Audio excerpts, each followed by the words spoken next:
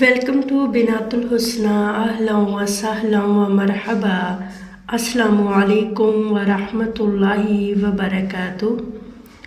رب اشرح لی صدری ویسر لی امری واحلل عقدۃ من لسانی یفقہوا قولی۔ رب یسر ولا تعسر وتمم بالخیر۔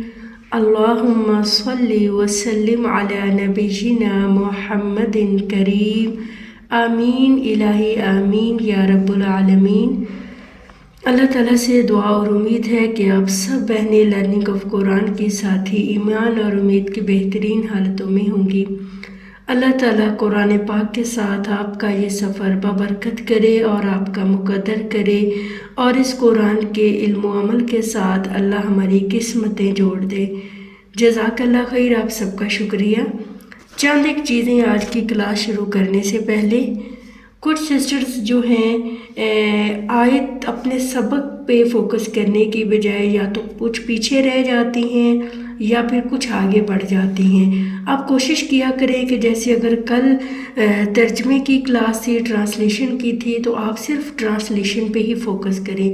جب تک وہ آیت میں آپ کو حفظ نہیں کروا دیتی، آپ اس کو پہلے میرے ساتھ ساتھ چلا کریں۔ جس دن جو چیز میں پڑھا رہی ہوتی ہوں، اگر آپ اسی طریقے سے، اسی انداز سے، اسی ترتیب سے لیں گی تو اللہ جانتا ہے کہ یہ چیز آپ کے لیے زیادہ بیسٹ ہے۔ اس لیے جو ہے آپ اسی ترتیب سے چلیں، چونکہ میں یہ آیتیں آپ کو رٹے سے نہیں یاد کروانا چاہتی، سمجھ بوجھ کر، انڈرسٹینڈ کر کے، یہ معنیوں مفہوم کے ساتھ اس ان آیات کو آپ کے دل کی طرف ہم نے لے کے جانا ہے، تو کوشش کریں کہ آپ بھی انہی ترتیب کے ساتھ چلیں۔ آج ہماری کیا ہی خوبصورت کلاس کا دن ہے کہ 106 سورۃ البقرہ کی آیت ہے، اور آج ہم نے اس کی بہترین سے بہتر تفسیر کرنے کی کوشش کرنی ہے۔ تفسیر کا کیا مطلب ہے کہ ہم نے اللہ تعالیٰ کے قرآن کی آیت کو بخوبی سمجھنا ہے، نبی کے دور کے مطابق بھی اور اس موجودہ اپنی لائف کے لیے بھی۔ شروع اللہ کے نام سے جو بڑا ہی مہربان، نہایت رحم والا ہے۔ ما ننسخ من آیت، جو آیت ہم منسوخ کر دیتے ہیں، او ننسیہا، یا جسے ہم بھلا دیتے ہیں، نأتی بخیر منہا او مثلہا، ہم اس سے بہتر یا اس جیسی اور لے آتے ہیں۔ علم تعلم، کیا آپ نہیں جانتے، ان اللہ علی کل شیء قدیر، بے شک اللہ ہر چیز پر پوری قدرت رکھنے والا ہے۔ سب سے پہلے تو ہم یہ دیکھیں گے کہ جب یہ آیت جس پاک زمین پر، پاک ماحول میں جب یہ آیت اتری، اس کی کیا ضرورت پیش آئی تھی، کون سا ایسا وہاں پہ ماحول چل رہا تھا جو اللہ تعالیٰ نے ضرورت کے مطابق یہ آیت اتاری۔ سب سے پہلے تو آج ایک بات کو سمجھنے کی کوشش کیجیے گا کہ قرآن ماحول کے مطابق اترا ہے۔ جیسا جیسا ماحول تھا، فرض کریں میدان بدر ہے تو اللہ نے وہاں جنگ کے احکام اتارے، اور اسی طرح پھر جو ہے اگر تعلیم والا ماحول ہے تو اللہ نے اس کے مطابق آیات اتاری، گھر کا ماحول ہے تو اللہ تعالیٰ نے سورۃ حجرات جیسی گھر کے ماحول کے مطابق اتاری۔ جیسا جیسا ماحول تھا، قرآن ماحول کے مطابق اترتا گیا، اور آج ہم نے اپنے ماحول کے مطابق اس آیات کو سمجھنا ہے۔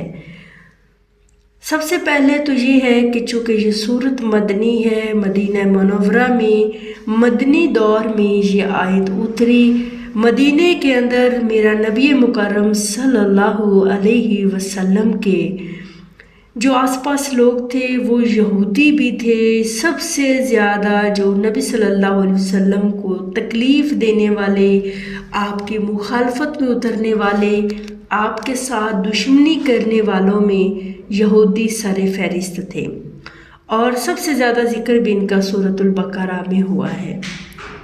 تو بات یہ تھی کہ یہودیوں کے ذہن میں ہم پہلا سوال یہ اٹھائیں گے یہاں پہ کہ وہ کون سا ماحول تھا، کیا صورتحال تھی جس کے پیش نظر یہ آیت اتری؟ اس کو آپ شان نزول بھی کہہ سکتے ہیں۔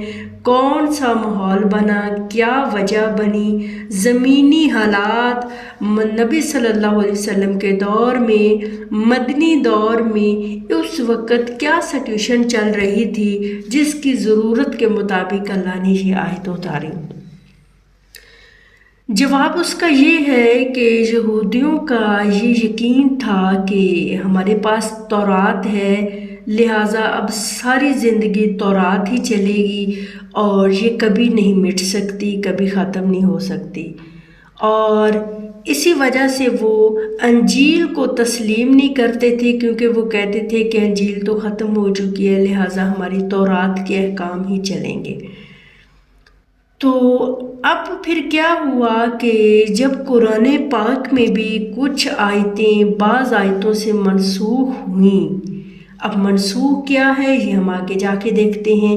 تو یہود لوگ مسلمانوں سے طرح طرح کی باتیں کرنے لگے، الزام اٹھانے لگے اور کہنے لگے کہ تم تو کہتے تھے کہ یہ اللہ کا کلام ہے، اگر اللہ کا کلام ہے تو کلام الہی منسوخ کیوں ہو جاتا ہے؟ اور پھر اس کے مطابق جو ہے یہ آیت اتری۔ اب ہم چلیں گے اس کی تعلیم کی طرف۔ سب سے پہلے ہم دیکھیں گے کہ نسخ ہے کیا، نسخ سے مراد کیا ہے۔ ننسخ اور جو ہم نے پڑھا ہے پھر ننسیہا میں تو خیر اور معنی آ جائے گا، ما ننسخ من آیت، جو آیت ہم منسوخ کر دیتے ہیں، تو یہ روٹ اس کا تھا نون سین خا، نسخ۔ تو نسخ کیا ہے؟ سوال نسخ کیا ہے؟ جواب نسخ کے معنی نقل کرنے کے ہیں، کاپی کرنا، نقل کرنا، اسی کی طرح بنا لینا۔ جیسے ہم کیا کرتے ہیں کہ بعض دفعہ اپنے کچھ ڈاکومنٹ کی کاپیاں نکال لیتے ہیں، تو اس کا مطلب کیا ہوتا ہے؟ ایک کاپی ہے اسی جیسی ایک اور آ گئی، 2 آ گئی، 10 آ گئی۔ ایک تصویر ہے اسی کی طرح بے شمار تفسیریں اور بن گئی۔ ایک کتاب ہے، وہ کتاب شائع ہوئی، اس کی اور کاپیاں بنتی گئی۔ نقل کرنا، ٹھیک ہے، اسی کی طرح اور بنا لینا، کاپی کرنا، یہ ہے نسخ کا معنی۔ اب ہے کہ نسخ کی ڈیفینیشن کیا ہے؟ وہ تھا معنی، میننگ آف نسخ، اور یہ ہے ڈیفینیشن کہ نسخ کی تعریف کیا ہے، جس کو ہم گرامر میں اصطلاحی تعریف بھی کہہ لیں گے۔ نسخ کا مطلب ہے ایک حکم کو بدل کر دوسرا حکم لانا، ٹھیک ہے، ایک حکم کو بدل کر دوسرا حکم لانا۔ جیسے عام جو ہے حکمران بدلتے ہیں، وزیر بدلتے ہیں، ٹیچر بدل جاتے ہیں، کلاسیں بدل جاتی ہیں، ایک حکم کے بعد دوسرا حکم لانا، یہ منسوخ میں آ جائے گا۔ تو منسوخ میں اب ہم دیکھیں کہ قرآن پاک میں منسوخ سے کیا مراد ہے۔ احکامات کا بدل جانا۔ شریعت میں ایک حکم کی جگہ جب اللہ نے دوسرا حکم اتارا تو پہلا حکم جو ہے وہ یعنی اس کو ہم کہہ دیں گے کہ وہ منسوخ ہو گیا، اس کی جگہ کوئی اور حکم آ گیا۔ یہ چیز آپ نے اس کو سمجھنے کی کوشش کرنی ہے۔ دوسری ایک اور جو ہے کہ ایک شرعی حکم سے کسی دوسرے شرعی حکم کی طرف منتقل کرنا، اور پھر جو ہے جو شرعی حکم جس کی جگہ دوسرا آیا ہے، وہ جو پچھلا شرعی حکم تھا وہ بالکل جو ہے ساقط قرار دے دینا کہ اب اس پہ عمل نہیں ہوگا۔ اگر میری کچھ بہنوں کو ہسٹری آف پاکستان یا مطالعہ آف پاکستان تھوڑا سا دیکھا ہو تو یہ نظریات بنے تھے، یہ 1920 کا آئین ہے، یہ 1960 کا آئین ہے، یہ 1974 کا آئین ہے، اس طرح کے۔ تو ہر آئین میں کچھ نہ کچھ تبدیلی ہوتی گئی۔ پاکستان بننے کے بعد ہر آئین ایک دستور، ایک نظریہ، اس میں کچھ نہ کچھ تبدیلیاں ہوتی گئیں۔ ہر حکمران آیا، اس نے ایک نظریہ، ایک آئین بنایا، دوسرا آیا، اس نے اس میں کچھ ترمیم کی، کچھ چینجنگ کی۔ تو یہ چیزیں ہیں نسخ میں کہ اللہ نے ایک حکم اتارا، پھر دوسرا حکم اتارا اور پچھلے حکم میں کچھ اللہ تعالیٰ نے جو ہے تبدیلی کر دی، رد و بدل کر دی، کوئی تھوڑی سی چینجنگ کر دی، اس کی جگہ پہ دوسرا حکم آ گیا، یہ ہے نسخ۔ تو جو یہودی تھے نا وہ نسخ کا انکار کرتے تھے، وہ سمجھتے تھے کہ یہ جائز ہی نہیں ہے، حالانکہ ان کے ہاں تورات بھی موجود ہے، لیکن وہ اس چیز کو نہیں مانتے تھے۔ وہ کہتے تھے کہ بس حکم الہی ہے، اس میں نسخ اور منسوخ کا تو سوال ہی پیدا نہیں ہوتا، ایسا کیوں ہوتا ہے؟ حالانکہ یہ آیت کا مالک اللہ ہے، ہم کون ہوتے ہیں اللہ تعالیٰ کو یہ کہنے والے کہ یہ نہیں ہو سکتا، وہ نہیں ہو سکتا؟ وہ رب جیسے چاہے، جس انداز میں، جس حساب سے چاہے ہمیں آیتیں دیتا رہے، ہم ایز اے مسلم یہ بات کرنا ہمارے لیے درست نہیں ہے۔ دوسری بات تھی کہ او ننسیہا، یا جسے ہم بھلا دیتے ہیں۔ اب آپ نے نا اس کو حصوں میں تقسیم کریں گے، ڈیوائیڈ کر لیں گے تو آپ کے لیے آسان ہو جائے گا۔ ما ننسخ من آیت منسوخ کا آپ کو پتہ چل گیا۔ اب ہے او ننسیہا کہ جسے ہم بھلا دیتے ہیں، اس سے مراد کیا ہے؟ اس پہ ذرا غور کیجئے گا۔ بعض دفعہ قرآن پاک میں ایسے ہوا کہ وہ آیتیں تو موجود ہیں لیکن اس کا حکم دنیا میں موجود نہیں ہے۔ تو او ننسیہا کا مطلب ہے کہ اللہ نے وہ وقتی آیتیں بھی اٹھا لیں، وہ حکم بھی اٹھا لیا، دونوں ہی مطلب ہے کہ چیزیں ختم کر دی، جیسے کوئی پچھلا آئین بالکل ہی ختم کر دیا جائے۔ بعض دفعہ ایسے ہوتا ہے کہ آیتیں موجود ہیں لیکن حکم وہ موجود نہیں ہے۔ او ننسیہا کا مطلب یہ ہے کہ اللہ نے ان آیتوں کو اور اس حکم کو بالکل چینج کر دیا۔ کیسے ہوا یہ آگے جا کے دیکھتے ہیں۔ تھرڈ جو ہے ناتی بخیر منہا، پھر اللہ نے کہا کہ ہم اس سے بہتر لے آتے ہیں، یعنی جو اس ٹائم جو حکم، جو شرعی حکم اللہ کی طرف سے نافذ تھا، جو چل رہا تھا، اللہ نے اس کی جگہ اور زیادہ بہتر فائدہ مند لے آیا۔ ٹھیک ہے، اگلا پوائنٹ پکڑیں، چوتھا او مثلیہا، پھر اللہ تعالیٰ کا یا اسی جیسی آیت لے آتے ہیں یا اسی جیسا ہی حکم لے آتے ہیں۔ یہ ہوگی چار باتیں۔ ما ننسخ من آیت، کوئی آیت منسوخ کر دیتے ہیں، ایک بات۔ او ننسیہا، یا پھر ہم بھلا دیتے ہیں۔ ناتی بخیر منہا، یا پھر ہم اس سے بہتر لے آتے ہیں۔ او مثلیہا، یا اسی جیسی لے آتے ہیں۔ یہ چار سٹیپ آپ نے یاد رکھنے ہیں۔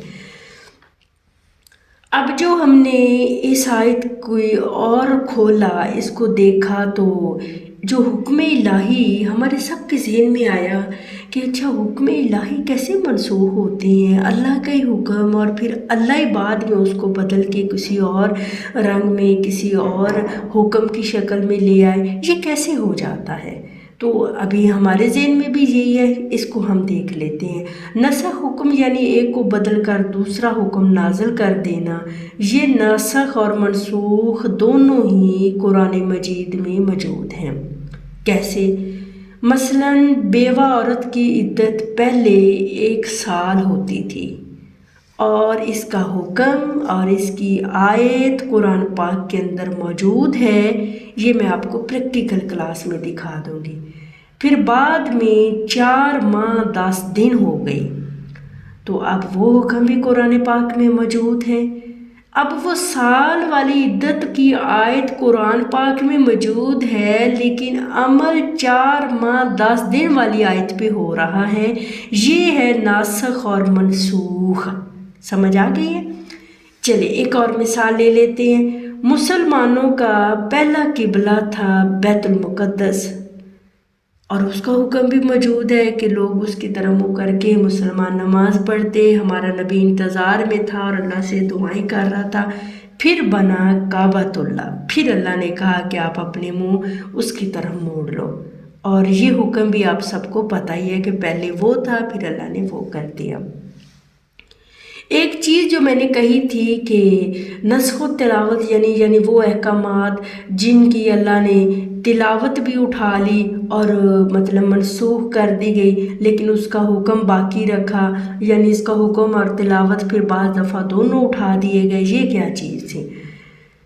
پہلی شریعتوں کے احکامات بھی منسوخ ہوتے رہے ہیں۔ مثلاً سیدنا آدم علیہ السلام کے دور میں ان کی بیٹیاں اور بیٹوں کا آپس میں نکاح ہو جاتا تھا، حالانکہ وہ بہن بھائی تھے، جائز تھا اس دور میں، لیکن بعد میں اللہ نے حرام کر دیا۔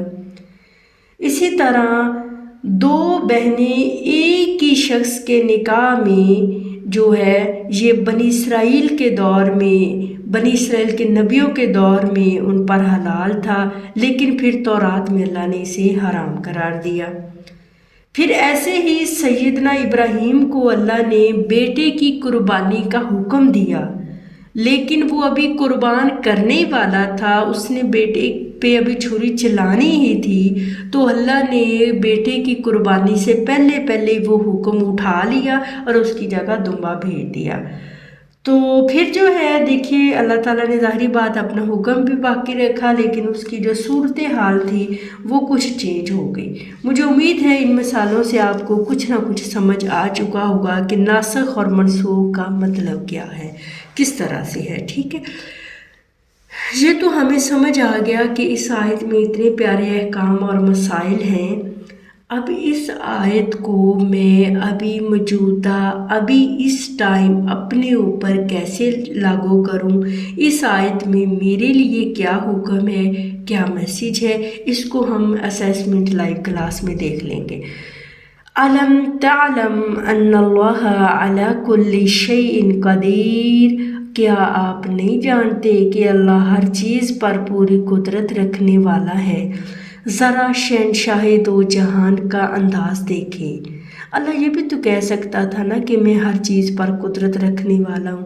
اللہ تعالیٰ کے بات کا سٹارٹ دیکھیں، علم تعلم، اے بندے تو نہیں جانتا، کیا تجھے نہیں پتا، کیا تجھے نہیں خبر؟